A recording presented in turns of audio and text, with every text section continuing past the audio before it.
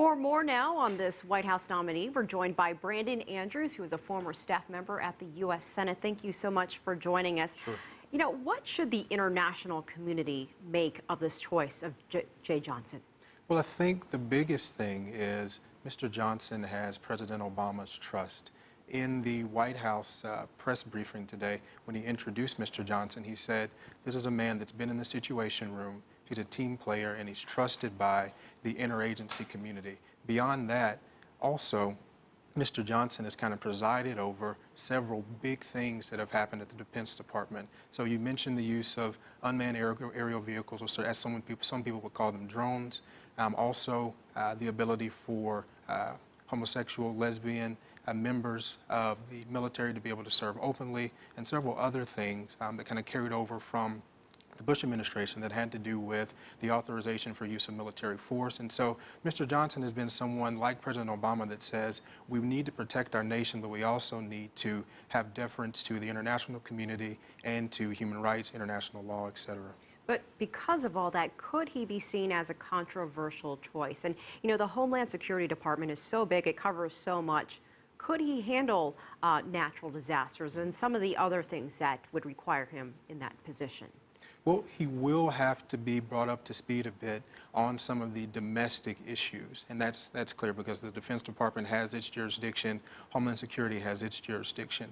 However, in the Situation Room, when there are big issues, natural disasters, so to speak, it's an all-hands-on-deck thing, and so he should have some experience. However, I'm sure members of the Homeland Security and Government Affairs Committee in the United States Senate will ask about those shortcomings that you mentioned. Well, and just because he has President Obama's backing doesn't mean that he's a shoo-in. I mean, he still has to be confirmed, and as we've seen recently, Washington isn't working.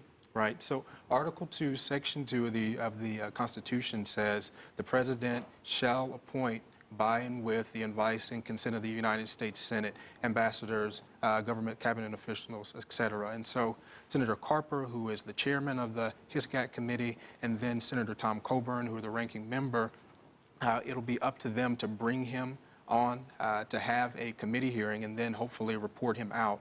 Now, what you want for a high-level position like this is a unanimous consent agreement that everyone in the Senate agrees that this is the person and moving forward. I doubt that'll happen, but for a high position like this, you really want something like that. And even for Republicans who may oppose the position, this position is so high profile, it's not something, especially coming off the government shutdown, that you want to play with. I want to ask you about the NSA now, and you know, Edward Snowden's name is coming up again in the news. Are you surprised that we're hearing more about what the NSA continues to do, especially with this global tech tapping issue? Yeah, so the size of the leak that Edward Snowden kind of created means that we're going to continue to hear things about the NSA and really about other departments of the government for some time. It was really impossible for it to all come out, and it really would have been imprudent from Edward Snowden's point of view, and even from the point of view of The Guardian, which is trying to get readers to release everything at once. And so no surprise at all that he's still in the news. He has said that he did not take copies of the data that he took with him from Hong Kong to Russia. He said he left those in the hands of The Guardian and some other media folks.